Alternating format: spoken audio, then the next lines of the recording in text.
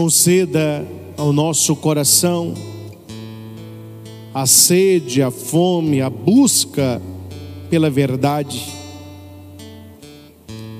Que a palavra de Deus encontre lugar na nossa vida e que possamos compreender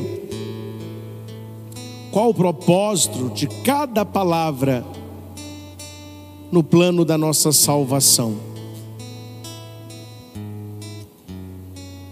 Dá-nos zelo,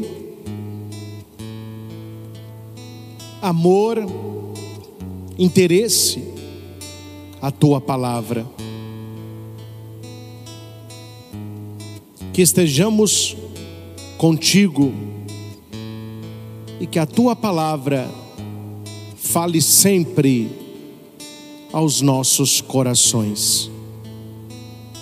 Em nome do Pai e do Filho e do Espírito Santo. Amém. Quero ler com você. Jesus voltou para a Galileia com a força do Espírito, e sua fama espalhou-se por toda a redondeza. Veja, meus irmãos, que esta Galileia é onde Jesus foi criado. Por isso que se fala Jesus, o Galileu, né? Foi criado na cidade de Nazaré. Por isso que se fala Jesus Nazareno. E ele volta cheio do Espírito, com a força do Espírito. Quando foi que essa força foi concedida ao Senhor? No dia do seu batismo, quando o céu se abriu, o Espírito desce como pomba e o Pai diz: este é meu Filho amado.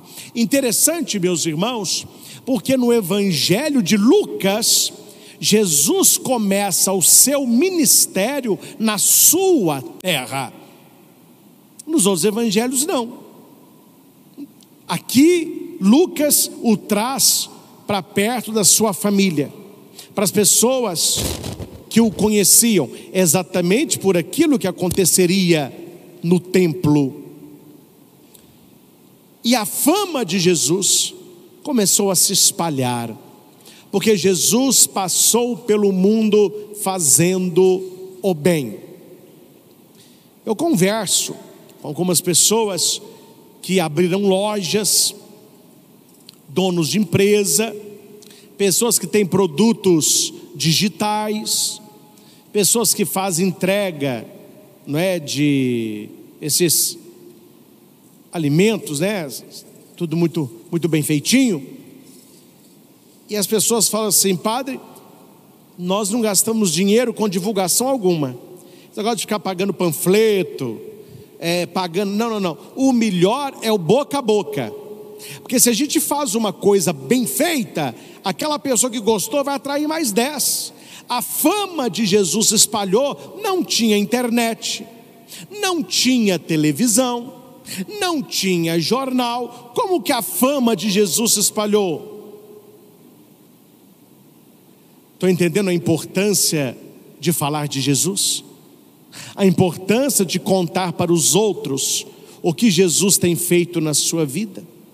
Como que nós vamos espalhar hoje neste mundo a fama de Jesus? Com o testemunho, com a nossa vida, com a nossa palavra. Então Jesus, ele ficou conhecido por toda a redondeza. Você lembra quando José e Maria perderam o menino? Não perderam o menino, né? Jesus ficou em Jerusalém. Eles o acham aonde? Na sinagoga. Jesus continua ensinando na sinagoga. Ensine as suas crianças a gostarem de igreja, que quando eles forem adultos, eles estarão na igreja. Pode ter aquele período de crise, vocês conhecem, né? Adolescente, jovem, faculdade, muitos são balançados nesta época. Mas aquilo que você, pai, aquilo que você, mãe, plantou no coração do seu filho de fé, isso vai florescer lá na frente. Eu nunca estive em países que nevam. É um sonho que eu tenho, eu acho muito bonito. Mas quem mora nesses países tem o tempo do plantio, tem o tempo da colheita, e depois vem o outono, que as folhas caem, depois foi o inverno, que tem neve. Aí você olha assim para as plantações, só neve. As árvores, não tem uma folha para contar história. Aí você olha e fala: nossa, morreu tudo, congelou tudo. Espera, depois do inverno virá a primavera. Quando a primavera chega e aquela neve se derrete, as árvores enchem de folhas, de flores, de frutos. Aqueles campos congelados começam a brotar ali as gramas, a plantação. Daqui a pouco, nossa, é a vida. Talvez os seus filhos estejam neste inverno. Sobre eles cai o gelo do relativismo, do agnosticismo, do ateísmo, da rebeldia. Calma, a primavera vai voltar. O sol da fé voltará a brilhar no coração dos seus filhos, e eles voltarão àquela sua fé lá de trás, da primeira comunhão, da catequese, da crisma, e eles voltarão. Jesus estava no templo quando era criança, adolescente, agora ele continua ensinando nas sinagogas, e todos o elogiavam, porque Jesus falava a palavra do Pai, Jesus pregava a verdade, Jesus tinha uma meta, que as pessoas se convertessem. A primeira pregação de Jesus no Evangelho de Marcos, a primeira palavra que Jesus usa, metanoia, do grego, né? Conversão, mudança de vida. Então Jesus não estava ali pregando para agradar aquele povo, ele estava pregando para que o povo se convertesse. Há muitas pessoas, não muitas, algumas, que não gostam de pregações exortativas à conversão. Ah, não gosto disso que o padre fala não, parece que está xingando. Aí isso aí eu não gosto de ouvir não. Vamos dar o exemplo, gente, vamos dar o exemplo. Imagine que você esteja doente, aí você vai ao médico, o médico pede os exames, 15 dias depois, você volta, ele olha os exames e vê que você está bem doente. Mas aí o médico pensa assim: se eu falar que essa pessoa está doente, ela vai ficar triste, vai ficar chateada, talvez nem volte aqui no meu consultório. Quer saber? Vou agradar. Eu vou agradar essa pessoa. Olha, você está um coco. Tô, doutor, está um coco. Vai viver. Respondam para mim: este médico ajudou esta pessoa? Compreende? O padre, o pregador da palavra, é como se fosse o médico da espiritualidade, e ele olha para aqueles que o procuram, e ele sabe, a começar dele, todos nós estamos doentes. Qual é a nossa doença? O pecado. Então o médico tem que mostrar para nós: nós estamos doentes, e a cura passa pela conversão. Porque se eu sei que você está doente e eu não digo isso para você, eu não estou ajudando você, eu estou abrindo um buraco mais fundo para você já ser enterrado lá. Então, quando a pregação exortativa, ela fala da conversão, da mudança de vida, é porque o médico está vendo, nós temos essa enfermidade, nós temos este pecado, e nós precisamos tratar, nós precisamos ser curados por Deus. Então Jesus estava ali pregando isso, e as pessoas gostavam disso. Jesus está falando a verdade. Ele foi a Nazaré, a cidade onde ele tinha sido criado. Voltar na cidade da gente, encontra os colegas de escola, os coleguinhas que Jesus chutava bola, os coleguinhas lá que moravam perto da casa de Maria. Todo mundo, Jesus voltou, quanto tempo que eu não te vejo, opa. Voltou para a sua cidade, Nazaré, e ele vai na sinagoga. Você está entendendo como que o texto está insistindo aqui no lugar? Por que ele está insistindo no lugar? Porque no Evangelho de Lucas há 3 lugares que vão na sequência do capítulo 4. É a sinagoga, a estrada e a casa. Jesus está aqui na sinagoga, depois ele vai estar pregando na estrada. O texto não diz, mas eles queriam dar uma surra em Jesus aqui, queria até matá-lo, porque ele se fez filho de Deus. Aí ele pega o caminho, ele vai terminar numa casa.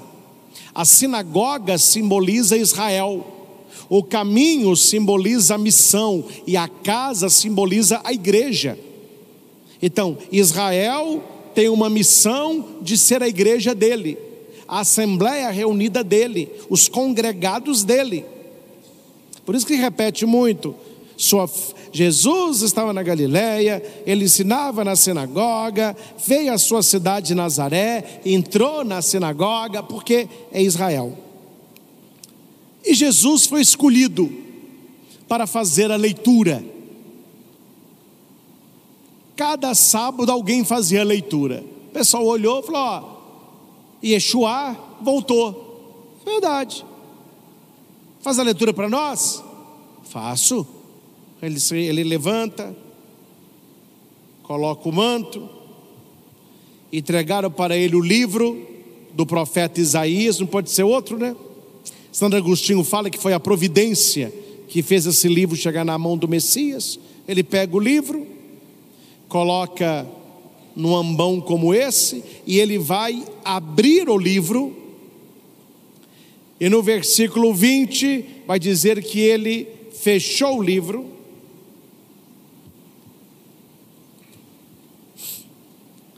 o livro da revelação de Deus. Deus quer se revelar. Jesus é aquele que abre o livro. Ele é a revelação do Pai. E quando ela acaba de ler, ele fecha o livro. Ou seja, com Jesus fechou-se o tempo da espera. Acabou. Ali está o Messias. Então ele abre e ele fecha. E Jesus leu: o Espírito do Senhor está sobre mim, porque ele me consagrou com a unção para anunciar a boa nova aos pobres, enviou-me para proclamar a libertação dos cativos, aos cegos recuperação da vista, para libertar os oprimidos e para proclamar um ano da graça do Senhor. Todos estavam atentos. Um texto muito bonito, um texto profético, um texto que apontava para o Messias. Jesus fecha o livro, entrega-o ao ajudante.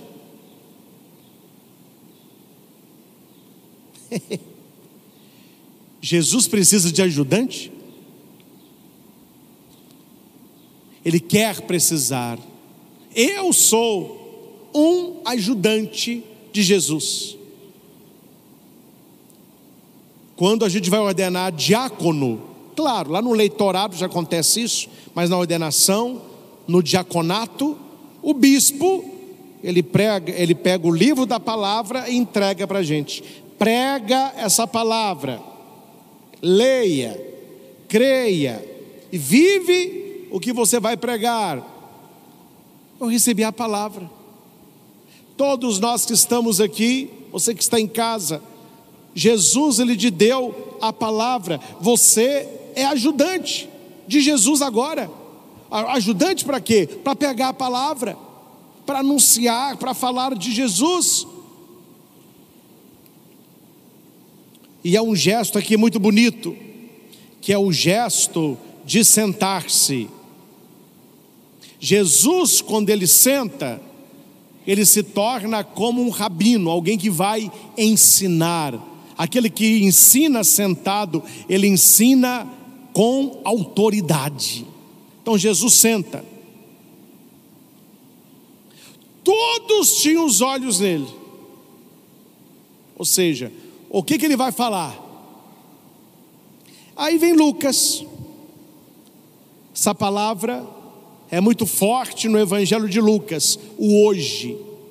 Hoje se cumpriu esta passagem da Escritura. Então essa palavra de Deus, meus irmãos, não é para ontem, é para hoje. E quando Jesus diz assim, hoje se cumpriu essa palavra da Escritura, para nós pode soar como algo normal, mas para o judeu foi um escândalo, porque Jesus estava dizendo, eu sou filho de Deus, eu sou o Messias.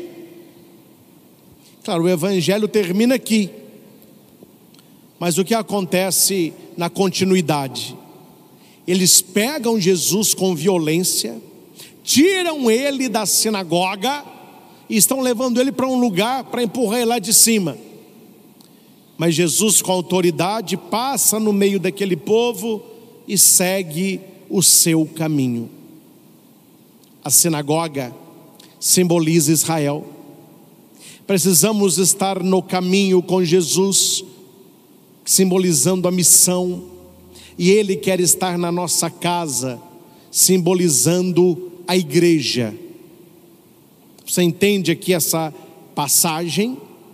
Ele veio trazer a palavra para Israel, eles não aceitam, então Jesus faz a passagem, Ele vai pregar dentro de casa, que simboliza a sua igreja.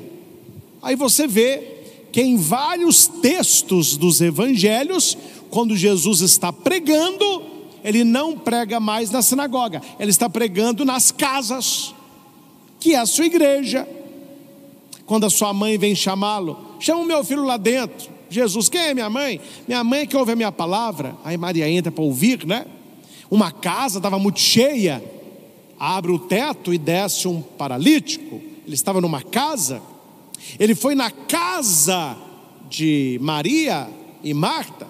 Maria senta aos pés de Jesus para ouvir sua palavra. Jesus estava pregando para ela, casa.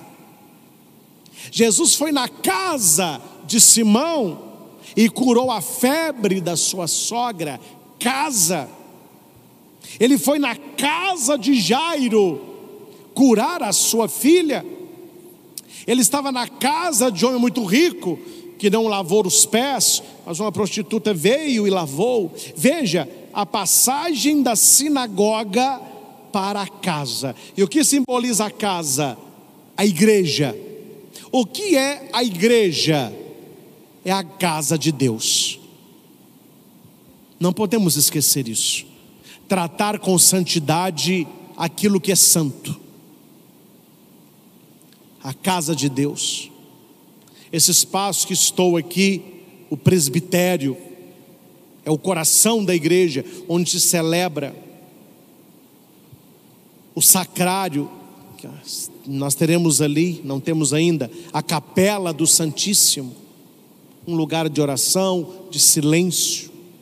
O altar, o lugar mais importante da igreja. As imagens sacras, tão bonito.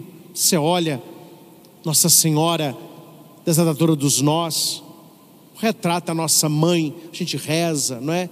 Temos a Sagrada Família, Frei Galvão, Jesus crucificado, maravilhoso, imagens sacras, merece a nossa devoção, o nosso respeito, o modo como a gente participa dentro da igreja, a roupa que a gente usa para ir na igreja. Por quê, gente? Porque Jesus tirou a santidade da sinagoga e trouxe para casa, e a casa simboliza a sua igreja. A igreja é gente e a igreja é templo. Santas são as pessoas, santo é o lugar no templo. Então a gente não pode comportar dentro da igreja como a gente se comporta num shopping, no local do seu trabalho, lá na sua faculdade. Não, quando a gente entra dentro da igreja, é um lugar de culto, é um lugar de adoração. Não vou falar o nome da igreja não, né? Minha língua coça, ó, dá uma coçadinha. Eu era seminarista, fui numa igreja para rezar. Tinha duas mulheres na minha frente vendendo natura uma para outra. Não sei quem que estava vendendo, quem estava comprando. Não sei quem estava, ai que cheiro, que cheiro. Aí eu falei, mas não é possível, gente. Pessoa na igreja para vender natura. Aí levantou uma, chegou outra, aí eu escutei o motivo. Qual era o motivo? Ela falou para a outra assim, ah, aqui é tão fresquinho.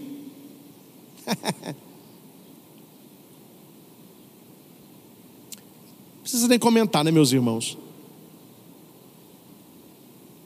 Hoje se cumpriu a passagem da Escritura. Jesus é a Shekinah de Deus. Jesus é a tenda de Deus. A igreja é o corpo místico de nosso Senhor. E nós somos enxertados nele no dia do nosso batismo, para que essa palavra se cumpra também na nossa vida. Vamos viver o hoje de Deus. Vamos viver o hoje de Deus. Jesus é o hoje de Deus na nossa vida. Lucas, quando escreve, hoje se cumpriu esta palavra, é porque acontece no aqui e no agora. O hoje de Deus é o agora. Então onde é que nós vamos assumir essa palavra de Deus, essa unção de Deus, este ano da graça de Deus, se não no hoje? Cuidado, o ontem e o amanhã tem muito problema. O ontem, ele traz tristeza, ele traz vergonha, ele traz remorso, ele traz depressão, doenças do ontem. Mas existem as doenças do amanhã também: ansiedade, preocupação, medo. Então, quando Deus fala assim, não é ontem e não é amanhã, hoje. Deixa Deus fazer na sua vida hoje. Seja uma pessoa mais feliz hoje. Receba a bênção de Deus hoje. Deus quer fazer algo grande no hoje, na nossa vida. Deixe a presença de Jesus ir consolando, acalmando o seu coração. Quantas pessoas estão agora ansiosas, tristes, coração disparado, coração apertado. Deixa Deus agir em você. Deixa Deus trabalhar em você. E eu convido a cada um a entregar a Jesus agora a sua vida, juntamente com seus sonhos, projetos, desejos. Coloque aos pés de Jesus a sua vida, a sua intenção, o seu agradecimento. Coloque aqui o seu filho, o seu casamento, a sua doença, o seu trabalho, o seu estudo, seu desemprego, coloque aqui a sua dor. Nós te entregamos tudo isso, Senhor, aos teus pés. É aquele que abre e aquele que fecha. Jesus, ele vai abrir o livro, e Jesus, ele vai fechar o livro. A Bíblia diz que há portas que Deus abre, que homem nenhum fecha, e portas que Deus fecha, homem nenhum abre. Apresenta para Jesus agora quais as portas que você deseja que Deus abra na sua vida. É a porta do trabalho, é a porta da saúde, é a porta do casamento, é a porta do namoro. Tem que estar fechado na sua vida, e você deseja que Deus abre, porque a porta que Deus abre ninguém fecha. Se Deus abriu uma porta para você, homem nenhum é capaz de fechar. E se você prestar atenção, várias coisas que você tem hoje, um dia foram oração, não é verdade? Quanta coisa você tem hoje que um dia você rezou por isso. São as portas que Deus abriu na sua vida, são as portas que Deus está abrindo agora na sua vida. Pessoas infelizes, pessoas preocupadas, Deus está abrindo portas para você hoje, porque Deus realiza hoje na sua vida uma grande obra. Deus colocará os teus pés, Deus te mostrará o caminho, e a graça acontecerá. Nós exaltamos, bendizemos, glorificamos o nome de Deus. Aquilo que é impossível ao homem é possível a Deus. Tudo é possível aquele que crê. Profetiza agora aos pés do Senhor Jesus. Determina agora pela sua fé quais são as portas que serão abertas na tua vida. Diga para Jesus e reze neste momento. Quais são as portas que você deseja que Ele feche? O que você não quer mais na sua vida? O que você não quer mais na sua história?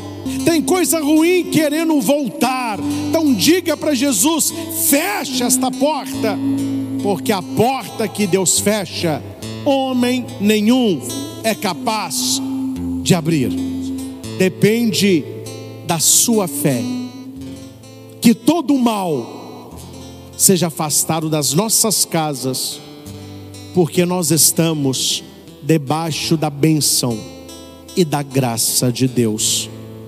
Louvado seja nosso Senhor Jesus Cristo, para sempre, para sempre, para sempre seja louvado.